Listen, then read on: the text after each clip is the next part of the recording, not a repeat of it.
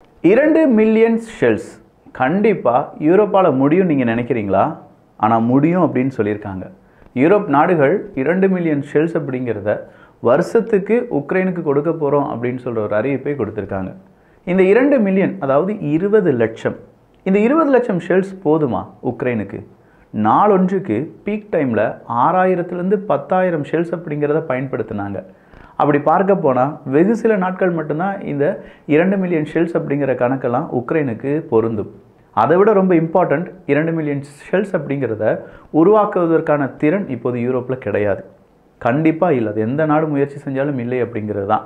So அவங்களுடைய aim அவங்க சொல்லியிருக்காங்க, நாங்கள் 2 மில்லியன் ஷெல்ஸை உக்ரைனுக்கு கொடுக்கறதுக்காக ட்ரை பண்ணுவோம், கொடுப்போம் அப்படின்னு சொல்லலை. சரி, ரஷ்யா அமெரிக்கா பேச்சுவார்த்தை என்ன ஆனது?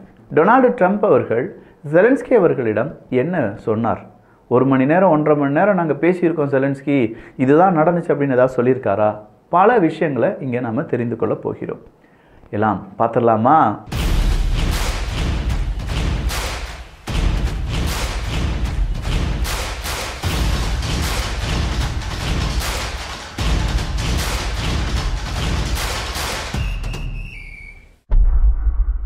புக் இருக்குது, வாட்ஸ்அப் குரூப்பில் ஜாயின் பண்ணிக்கோங்க. இதுவரை எல்லாம் கரெக்டாக தான் இருந்துச்சு. காலையில் நானும் ஒரு 12-15 புக்கு போட்டேன், அதுவரையும் கரெக்டாக தான் இருந்துச்சு.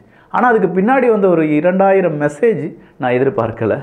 வெறும் 12 புக்குக்கு 2000 அப்படின்னு சொல்லும்போது அதை சார்ட் அவுட் பண்ணி யார் ஃபஸ்ட்டு அதை ப்ரிஃபர் பண்ணியிருக்காங்க, யார் பிளாக் பண்ணியிருக்காங்க அப்படிங்கிறத பார்த்து அனுப்பி மறுபடியும் அவங்களுடைய அட்ரஸ் எல்லாம் எடுத்து இது சோழிக்கு ஆகாது, வாட்ஸ்அப் வழியாக இது நடக்காது அப்படிங்கிறது மட்டும் தெரிஞ்சிருச்சு. எனவே நாம் புக்ஸ் என்ன செய்ய போகிறோம் அப்படின்னா, நம்முடைய வெப்சைட்டில் நம்ம கிட்ஸ் பெஸ்ட்லேயே போட போகிறோம். என்னென்ன புக்கு போடுறோம் அப்படிங்கிறது எல்லாமே இதே குரூப்பில் பகிர்வோம். ஸோ குரூப்பில் நீங்கள் ஜாயின் பண்ணது ரொம்ப நல்லது தான். எந்த புக் வந்தாலும் உடனடியாக நம்முடைய குரூப்பில் அதை போட்டுருவோம். அது board books, flip books, Tamil books, ஏகப்பட்ட general knowledge books, science books, space, இப்படின்னு சொல்லி வெரைட்டி ஆஃப் புக்ஸ் அப்படிங்கிறது இருக்குது. ஸோ ஜாயின் பண்ணாதவங்க குரூப்பில் ஜாயின் பண்ணிக்கோங்க. எல்லாமே வாங்க வேண்டியது நம்ம வெப்சைட் வழியாக தான் இருக்கும். இந்த ஒரு தாமதத்துக்கு மன்னிப்பை கோரிக்கொள்கிறேன். முதல் செய்தியாக நம்ம பார்க்க வேண்டியது என்ன அப்படின்னு பார்த்தீங்கன்னா, அமெரிக்காவினுடைய அதிபர் டொனால்டு ட்ரம்ப் அவர்களும் ரஷ்யாவினுடைய அதிபர் புட்டின் அவர்களும் பேசிக்கொண்டது தான். இவங்க 2 பேரும் பேசிக்கொண்டார்கள் அப்படின்னு சொல்கிறத அதிகமாக யாராலையுமே நம்ப முடியலை. அதுவும் 1 மணி நேரம் 2.5 மணி நேரம் அப்படிலாம் சொல்லியிருந்தாங்க பேச்சுவார்த்தை நடந்தது. அந்த நேரத்தில் டொனால்டு ட்ரம்ப் அவர்கள் வந்து சொல்கிறாரு, நான் பேச்சுவார்த்தையெல்லாம் முடிச்சிட்டேன், புட்டின் அவர்கள் கூட ரொம்ப சாலிடாக இருக்காருப்பா மனுஷன், ரொம்ப பிரிஸ்காக இருக்காருப்பா அப்படின்னு சொல்லி புட்டின் அவர்களை ரொம்பவே பாராட்டி இருக்கிறார் ட்ரம்ப் அவர்கள். வெரி ஸ்ட்ராங் அண்ட் சாலிட் அப்படிங்கிற ஒரு வார்த்தை டொனால்டு ட்ரம்ப் அவர்கள் பயன்படுத்தி இருக்கிறார். அப்போ டொனால்டு ட்ரம்ப் அவர்களுடைய மனசில் என்ன இருந்திருக்கும்? கிட்டத்தட்ட 1120 நாட்கள் ஆச்சு இந்த யுத்தம் தொடங்கி. இத்தனை நாட்கள் யுத்தம் நடக்கிறதுனால, ரஷ்யாவினுடைய எக்கானமியெல்லாம் அடி வாங்கியிருக்கிறதுனால மனுஷன் வீக்காக இருப்பார், மெதுவாக பேசியிருப்பார், என்ன சொன்னாலும் கேட்டுருவார் அப்படின்னு நினச்சி தான் போயிருப்பார். ஆனால் புட்டின் அவர்கள் அப்படி கிடையாதுல, ஸ்ட்ராங்காக பேசியிருப்பார். பாரியா, நாம் யோசித்ததை விட பக்கா ஸ்ட்ராங்காக இருக்கார் அப்படின்னு சொல்லி தான் இப்போ டொனால்டு ட்ரம்ப் அவர்கள் வெரி ஸ்ட்ராங் அப்படின்னு சொல்கிற ஒரு சர்டிஃபிகேட்டை புட்டின் அவர்களுக்கு கொடுத்திருக்கிறார். சரி, நல்லபடியான பேச்சுவார்த்தை நடந்தது. அடுத்த பேச்சுவார்த்தை எங்கே அப்படின்னு கேட்டால், அடுத்த பேச்சுவார்த்தை அரபுலக நாடுகளில் குறிப்பாக சவுதி அரேபியாவில் வச்சு நடைபெறுவதற்கான வாய்ப்புகள் இருக்குன்னு சொல்கிறாங்க. இந்த ஒரு சீஸ்ஃபயர், அதாவது இப்போது ஏற்பட்டிருக்கக்கூடிய அமெரிக்காவுக்கும் ரஷ்யாவுக்கும் இடையே இந்த சீஸ்ஃபயர் ஒப்பந்தம் பேச்சுவார்த்தை அப்படிலாம் சொல்கிறாங்கல்ல, இதில் ரொம்ப முக்கியமான கண்டிஷனாக ரஷ்யா வச்சிருக்கிறது என்ன அப்படின்னு பார்த்தீங்கன்னா, இப்போதைக்கு உக்ரைனுடைய தாக்குதல், அதிகமான தாக்குதல், ட்ரோன் வழியான தாக்குதல் எல்லாமே ரஷ்யாவினுடைய எனர்ஜி செக்டார் மேலே இருக்குது.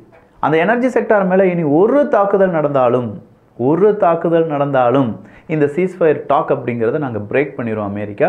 அதுக்கு பிறகு நான் ஜென்டில்மேன் அப்படின்னு சொல்லிட்டு எந்த பிரயோஜனமும் கிடையாது. இது ஒரு ஜென்டில்மேன் அக்ரிமெண்ட் தான். இதற்கு நீங்கள் சம்மதித்தீர்கள் அப்படின்னா நாங்கள் கண்டிப்பாக பேச்சுவார்த்தைக்கு அடுத்த கட்டத்துக்கு நகர்கிறோம். அப்படி இல்லையா, இப்போ விட்டுருங்க, அஸ் யூஷுவல் என்ன நடக்குதோ அது நடந்துட்டு போட்டு நாங்கள் ஒரு கை பார்த்துடுறோம், அவங்களும் ஒரு கை பார்க்கட்டும் அப்படின்னு சொல்லி விட்டுட்டாங்க.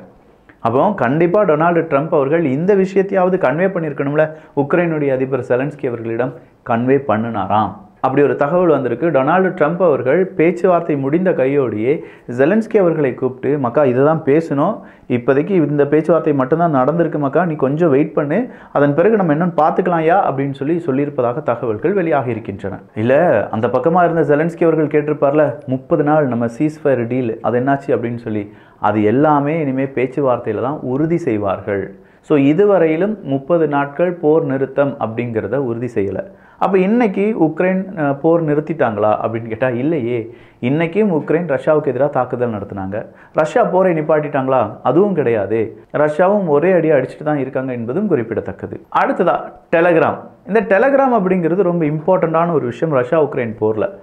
ஏகப்பட்ட ஒஃபிஷியல் ஸ்டேட்மெண்ட் கூட டெலகிராம் வழி தான் பகிரப்படுகிறது என்பதும், எங்களை மாதிரியான யூடியூபர்ஸுக்கு ஏகப்பட்ட டெலகிராம் சேனல்ஸ்லேருந்து தான் கண்டென்ட் கிடைக்கிறது என்பதும் குறிப்பிடத்தக்கது. அப்போ ஏகப்பட்ட பேர் கேட்குறாங்க, டெலகிராம்லேருந்து வர்றதுலாம் என்னப்பா உண்மையான தகவலாக இருக்குமா? சார், போடுறது உண்மையான நபர்கள், அந்த நபர்களை ஃபாலோ பண்ணுறது, அதை ஐடென்டிஃபை பண்ணுறது, அதை கிராஸ் செக் பண்ணுறது தான் எங்களுடைய வேலை. அப்படி கிராஸ் செக் பண்ண பிறகு அது சரிதான் அப்படின்னு சொல்லி தெரிந்த பிறகு மட்டும்தான் இங்கே யூடியூப்பில் வந்து பேச முடியும். ஏன்னா 1120 நாட்கள் இந்த யுத்தம் நடக்குது. அதில் கிட்டத்தட்ட நான் ஒரு 700 நாட்கள் இந்த யுத்தத்தை பற்றி பேசியிருப்பேன். ஏதாவது ஒரு மிஸ்இன்ஃபர்மேஷன் பகிர்கிறேன், இல்லாட்டி சொன்ன விஷயத்தையே திரும்ப சொல்கிறேன்னா இத்தனை பேர் அதை ஃபாலோ பண்ணுவாங்களா? எத்தனை பேர் என்னை நெகட்டிவாக சித்தரிச்சிருப்பாங்க? இது எல்லாமே உறுதியான தகவல்கள், உறுதிப்படுத்தப்பட்ட தகவல்கள் அப்படிங்கிறது மட்டும்தான் வியூகமாக இருக்கட்டும், விதையாக இருக்கட்டும், பொக்கிஷமாக இருக்கட்டும் நம்ம பகிர்ந்து வருகிறோம். அதன் அடிப்படையில் டெலகிராம் முக்கியமான சோர்ஸ் அப்படின்னு சொன்னேன். இன்றைக்கி டெலகிராமினுடைய டூரோ அவர்கள் சொல்லியிருக்காரு, ஒரு மனிதன், சாதாரண ஒரு மனிதன் டெலகிராம் அப்படிங்கிறத 21 தடவை டெய்லி ஓப்பன் பண்ணி பார்க்குறாங்களாம். என்ன நடந்திருக்கு. நம்ம ஆட்கள் அதிகமாக வாட்ஸ்அப், இன்ஸ்டாகிராம் அப்படிலாம் சொல்லிட்டு இருக்கும்போது ட்விட்டர் அப்படின்னு வெகு சிலர் தான் ட்விட்டர்லாம் யூஸ் பண்ணுறாங்க. ஆனால் மெஜாரிட்டியாக இந்த ரஷ்யா உக்ரைன் மேற்குலக நாடுகளில் இந்த மாதிரியான யுத்தம் சம்பந்தமான செய்திகள் அப்படிங்கிறது எல்லாத்துக்குமே டெலகிராம் தான். நம்ம மிஞ்சி போனால் ஓடிடி படத்துக்கு பதிலாக அந்த டெலகிராம் வழியாக படத்தை டவுன்லோட் பண்ணலாம். பரிதாபங்களை சொல்கிற மாதிரி, எங்களுக்கு எப்போதுமே டெலகிராம் தான்ப்பா, எந்த ஓடிடி எங்களுக்கு வேணாம்ப்பா அப்படின்னு சொல்கிற மாதிரி இதுக்கு நம்ம டெலகிராம் பயன்படுத்தினாலும் இராணுவ செய்திகள் கூட டெலகிராம் வழியாக பகிரப்படுகிறது. 21 டைம் நம்ம டெய்லி டெலகிராம் ஓப்பன் பண்ணி பார்க்குறோம். 41 மினிட்ஸ் ஒரு நாளைக்கு இப்போதும் டெலகிராமை நம்ம பயன்படுத்தி வருகிறோம் அப்படின்னு சொல்லியிருக்காரு. அது மட்டும் இல்லாமல் 1 பில்லியன் யூசர் மந்த்லி, 100 கோடி பேர் டெலகிராமை யூஸ் பண்ணிட்டு தான் இருக்காங்க. அதில் இப்போதும் எந்த சரிவும் கிடையாது அப்படின்னு சொல்லியிருக்கார். சரி, அப்போ இந்த டெலகிராம் கம்யூனிகேஷன் அப்படிங்கிறத இன்னும் அமெரிக்காவால் நிப்பாட்ட முடியலன்னா முடியாது. ஏன்னா அந்த டெலகிராமினுடைய கண்ட்ரோல் எல்லாமே இப்போ ரஷ்யாவின் சார்பு இருக்கக்கூடிய நாடுகளிடம் இருக்கிறது.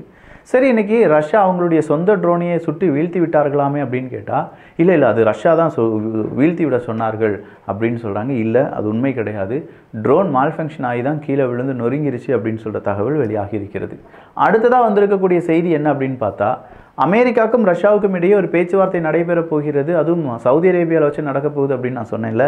இந்த பேச்சுவார்த்தையில் உக்ரைன் அழைக்கப்படுவார்களா இல்லையா, ஜெலன்ஸ்கி அவர்கள் வருவாரா இல்லையா அப்படிங்கிற ஒரு கேள்வி இருந்தது என்றால் ஜெலன்ஸ்கி அவர்கள் பங்கு பெற மாட்டார் அப்படின்னு சொல்லியிருக்காங்க.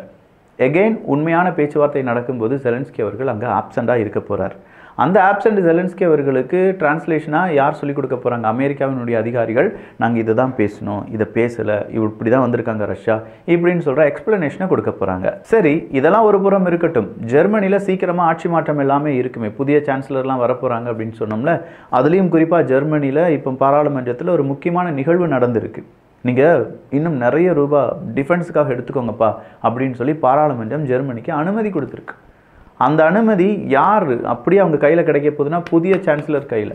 ஸோ புதிய சான்சலர் நினச்சாங்கன்னா ஜெர்மனியை அடுத்ததாக ஒரு பெரிய நாடாக, ஒரு பவர்ஃபுல் நாடாக மாற்ற முடியும். அதை செய்வாரா அப்படிங்கிறது தெரியலை. ஆனால் அதே ஜெர்மனி இன்றைக்கி சொல்லியிருக்காங்க 11 பில்லியன் யூரோ அப்படிங்கிறத நாங்கள் யாருக்கு கொடுக்க போகிறோம்? உக்ரைனுக்கு கொடுக்க போகிறோம். என்னானாலும் சரிப்பா, அதை நாங்கள் கொடுத்தே தீர்வோம் அப்படின்னு சொல்லியிருக்காங்க. இப்போ நம்ம பார்த்தது எல்லாமே ரஷ்யா உக்ரைனுக்கான அப்டேட் தான். ஆனால் கண்டிப்பாக ஏமன், ஹூத்திஸ், இஸ்ரேல் அதையும் நம்ம பார்க்கணும்ல. இன்றைக்கி அமெரிக்கா சொல்லியிருக்காங்க, நாங்கள் ஏமன் ஹூத்திஸுக்கு எதிராக தாக்குதலை நடத்துவோம் அப்படின்னு சொன்ன அடுத்த நிமிஷத்தில் ஹூத்திக்கு எதிராக தாக்குதல், ஏர் ஸ்ட்ரைக் அப்படிங்கிறத நடத்தியிருக்காங்க. ஹூத்தியும் சாதாரணமாக விடலை. அமெரிக்காவினுடைய விமானம் தாங்கி கப்பல் எங்களுடைய அடுத்த டார்கெட்டில் இருக்குது, நாங்கள் அதை கண்டிப்பாக தாக்குவோம் அப்படின்னு சொல்லி அவர்களும் அறைகோள் விடுத்திருக்கிறார்கள். ஸோ ஹூத்தி, அமெரிக்கா, இஸ்ரேல் அப்படிங்கிற பிரச்சனையும் ஒரு மும்முனை பிரச்சனையாக மாறி வருகிறது. எது எப்படி இருந்தாலும் 1120 தினங்களை கடந்து விட்டோம். இன்னும் ஒரு 1000 தினங்களை கடக்கவா மாட்டோம்? கண்டிப்பாக கடந்து விடுவோம். அதற்கு நீங்கள் செய்யணும் என்னென்னா, வியூகம் அப்படிங்கிற நம்ம சேனலை சப்ஸ்கிரைப் பண்ணிக்கோங்க. நான் முதலே சொன்ன மாதிரி புக்ஸ், அது வந்து நம்முடைய அறிவினுடைய திறவுகோல் அப்படின்னு சொல்லலாம். அந்த புக்ஸ், அதுவும் இம்போர்ட் செய்யப்பட்ட புக்ஸ், ஏகப்பட்ட டிமாண்ட். அமேசானில் அதே புக்ஸை நம்ம போய் சர்ச் பண்ணால் 12,000 ரூபா, 10,000 ரூபா, 4,000 ரூபான்னு இருக்குது. அந்த புக்கை நம்ம எத்தனை ரூபாய்க்கு சேல் பண்ணியிருக்கோம் அப்படின்னு பார்த்தா 269 ரூபா, 180 ரூபா, 325 ரூபாய்க்கு சேல் பண்ணிகிட்ருக்கோம். இது சாத்தியம்தான், இந்த மாதிரி புக்ஸ் கொடுக்க முடியும், இம்போர்ட் செய்யப்பட்டு கொடுக்க முடியும். ஆனால் என்ன, ஒரு புக் ஒரு தடவை ஒரு லாட்டில் நமக்கு ஒரு 10 புக்கு தான் வரும். அதுவும் ஒரே மாதிரியான புக்ஸாக இருக்க வாய்ப்பே கிடையாது. எல்லாமே ரேர் புக்ஸ். ஸோ ரொம்ப முக்கியமாக நீங்கள் கவனிக்கப்பட வேண்டியது, ஒரு மாதம் ஆகலாம் நீங்கள் புக்ஸ் எல்லாம் ஒவ்வொன்றா வாங்குறதுக்கு. பட் ஒரு மாதம் நீங்கள் பொறுமையாக இருந்து ஒவ்வொரு புக்காக வாங்குறது உங்களுடைய குழந்தைகளுக்கு நீங்கள் சேர்த்து வைக்கக்கூடிய சொத்து அப்படின்னு சொல்லலாம். நான் என் குழந்தைகளுக்கு அவ்வளோ புக்ஸை அடுக்கி வச்சுருக்கேன். நீங்களும் உங்கள் குழந்தைகளுக்கு அடுக்கி வைக்க தயார்னா என் கூட ஜேர்னி பண்ணுங்கள். கண்டிப்பாக நீங்கள் டிசப்பாயிண்ட் ஆக மாட்டீங்க. அந்த அளவுக்கு நான் விட மாட்டேன். நல்லதை பகிர்ந்து நல்ல சமுதாயத்தை உருவாக்குவோம். நன்றி, வணக்கம்.